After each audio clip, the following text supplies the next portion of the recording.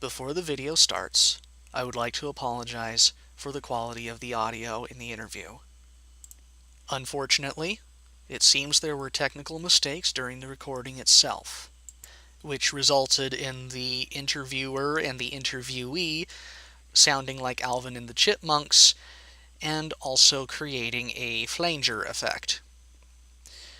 While I was able to clean up the audio, as well as slow it down enough to remove the Alvin and the Chipmunks voice, the flanger was unfortunately impossible to remove.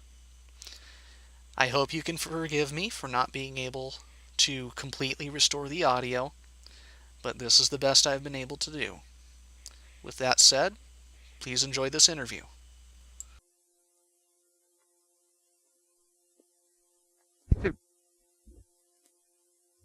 Peak, 1983. My name is Marion Short, and I'm chairman of the Maple Valley Historical Society. We're honored today to have the opportunity to talk with Edith Wright, and she's going to tell us a bit about the history of Maple Valley and Hobart. How are you today, Edith? Fine. Well, would you like to tell when you first came to Maple Valley? Well, let's start with Dad. Okay. He arrived in Seattle in 1889 after the big fire, because I imagine a young man, he must have been 25 or thereabouts, knew that he'd find lots of work there. Where did he come from? He was born in Sweden. I can't pronounce it very well, but I can do the best I can. And Översög Östergötland. That's better I can. Okay. And I think he was 25 when he came to this country. And of course, they always landed in New York, on Ellis Island. You want me to quit? No. And we'll continue the interview. Okay? Then he definitely found work because he married in the meantime, and always wanted to own some land. So he bought 5 acres in Richmond Beach. Along about 1907, it was too small for him, and he had heard through his cousin, Frank Anderson, who has descendants, lots of them around here yet, that the last 80 acres of the Clifford homestead was for sale. And I'm not sure, I think I can find out. It was either 1906 or 1907. And he paid $3,500 for it. It was for 80 acres. Mm-hmm. And it took us a long time to pay that off. I guess it just probably grew some. And the interest was 8% back in those days. I thought that was kind of high. $3,500 seems low, but 8% at that time. She was one smart lady. This is Eva Marie Beeger Neff Durfee. That's who you bought it from. No, she's the one that held the market. Oh, I see. We bought it from Clifford. That's right. Dad came up and put in a strawberry patch right away and moved the family up in 1909, right after the Seattle Fair.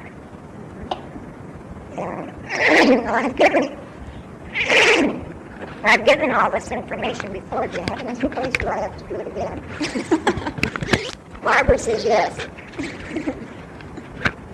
Well, we had a brand new one-room school. And we were very proud of the whole community.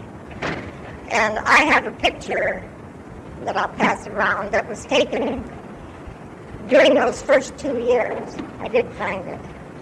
See if you can find me. That's on.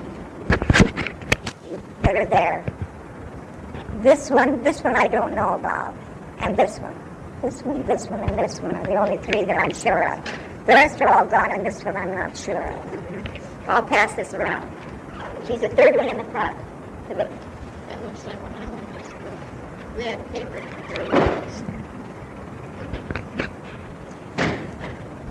How long did you attend that school?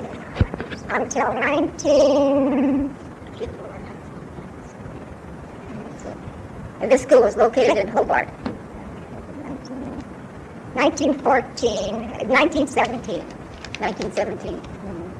But I went to high school in Benton for a year, and I finished up in Lincoln High School in Seattle. Now, when you went to high school in Renton, did you go each day or did you stay? I stayed. I stayed with Hubert Peacock's grandmother. I see, in Renton. And then later I stayed with Hubert's mother. But it was when I go home weekends. And that's when you came home on the railroad? Yes. And that came almost to your door, didn't it? Just down at Peacock's and we were up the hill from there. But I had to catch it Monday morning at 9 minutes after 6. 9 minutes after 6. So you got up early on Monday morning, yes. Then how long did your father have this strawberry farm? He was known as Strawberry Johnson. Yeah, these are too recent, I can't remember. Oh, well.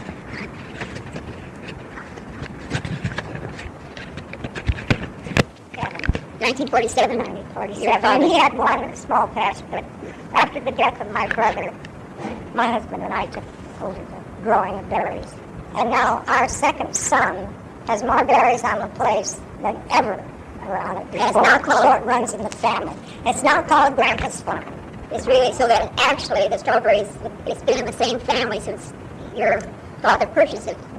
I think it was 1907. It was 1907, and now it's 1983. Because he didn't move the family up right away, but he would go up. And he did have planted a patch of berries that he harvested the summer in 1910. So that his first crop was 1910 then. And so you've had crops for at least 73 years almost. But you see, you plant before 1 year. The first year doesn't have any berries. Right. It isn't commercially profitable to try to do it. Well, tell me, when did your name become Wright? 1922. 1922. Yes. Where did you meet your husband? Or are you going to tell us? Oh, yes. I met him on the farm. Oh. A friend of ours that always watched when young men came into Seattle. He was sort of philanthropist. He met this one young fellow, and he said, I've got two pals that are coming in at such and such a time. He had supposedly, he was going to bum his way. He was just out of high school with another friend, but they hired out when they got to St. Paul for a job in Montana, so they didn't have to ride the rails after all. And then they got off before they got to the job and got to this friend, and they stayed there for a while. And then they decided they wanted to go out to the coast. I see. And so this friend of ours brought the two boys up to the farm, because he was always working on the farm, and Dad was cutting cordwood at the time along with everything else. I was away at high school. And the one boy got a job at the mill, but the youngest one, but he looked older. And Emma was very youthful looking, so he didn't get the job right away. But later he did. What is your husband's name? My husband's first name is Emerald. He had it long before Seattle was named Emerald. I don't know where. Maybe Seattle named it after him. So he was at the place when I came home for Thanksgiving vacation, and we saw a click right then. And he never left, did he? Oh, yes. He went back home after. Where was he home? Wausau, Wisconsin. Wisconsin. W-A-U-S-A-U. A lot of Wisconsin people moved west. Yeah. And I lived there until 1926, 5 years. Here's a picture of Ethel. This is a picture of Mr. and Mrs. Emerald Wright on July 12, 1922, and they must be headed back. Was this on your... We're on our way back to Wisconsin. And they left to go to Wisconsin, and they stopped the train so they could have the picture taken and to be picked up.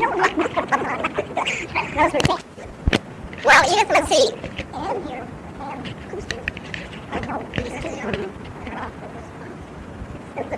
Are there some other tidbits that you'd like to tell us about your life? How many children did you have?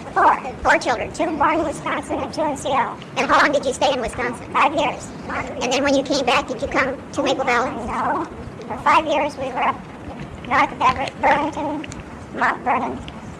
And we came down during the Depression. My husband was driving a cheese truck from the Finstead Upgard Creamery in Conway. And the boss's nephew needed a job. So we were through there. So Dad says, come on home, he's always working on the farm. That was in the 30s? That was in 32. In 32. Right at the height of the Depression. And it really lasted until the Second World War. just about. And now it's 1983 and you've lived here ever since. Oh, yes, since 1932. And your 4 children, where do they live? My youngest lives in Enenklaw, and the other son bought my sister's home, and he's the one with the strawberries. David lives in Bellevue, and my daughter lives in Everett. Are there some questions pertaining to the type of entertainment that you'd like to ask her? What did you do for We danced. That's careful. Everybody could dance. Did you have barn dances or house dances? No, if we had a barn dance, they were very rare. There was always an entertainment hall built in conjunction with the mill. So they hired a barber, and the barber ran the pool, but he had to know how to cut hair. But that sort of went with all the young men that stayed at the bunkhouse. Not that it didn't say bunkhouse. It's got to be called a hotel. Because that was, I think the Wobblies called a strike somewhere in there. I can't remember the date. And they didn't have to pack their bedroll with them anymore, too. You know, the loggers did, especially the ones that worked in the woods. And there was a lot of TB, and it was a bad situation. And then that went out the window, and they had a real nice place for them to stay. Were there churches out here at that time? There was always not a building. There, once in a while, I guess a little bit in the church in conjunction with the cemetery. I said the church in conjunction with the cemetery often had, but if you're talking about way back, Yeah, I was talking about the early days. yeah, we had a minister who was quite an imposing gentleman. His name was Mr. Bichelle. I don't remember his first name. And he had a club foot. And the shoe that he wore was quite fascinating to all us kids. A big man. This would be about 1912 or so. No, he was there when we moved When you up. came 1990. Yes. And he was there every Friday night, every 2 weeks. And that meeting was held and we had Sunday school. It was held in the schoolhouse in the summertime where it was warm enough, but otherwise it was held in the home of the one that taught Sunday school. That was Maple Smith. She later married Barrett. Hello, Edith. Here we are again. It's still August the 15th. And I've asked you to conclude our meeting by reciting a poem or any clever thing or anything you'd like to tell us. Well, I have sort of made it a hobby.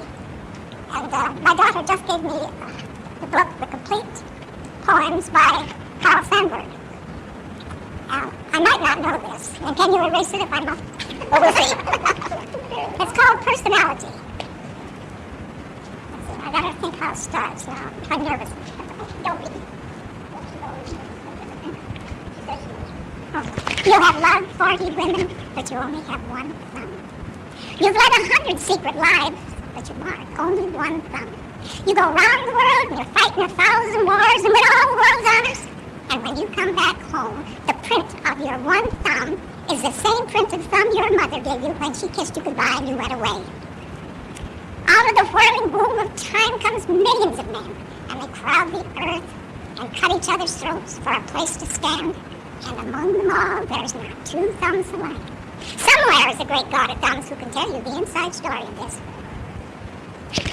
Thank you very much, Edith. We appreciate it. King the Tucker.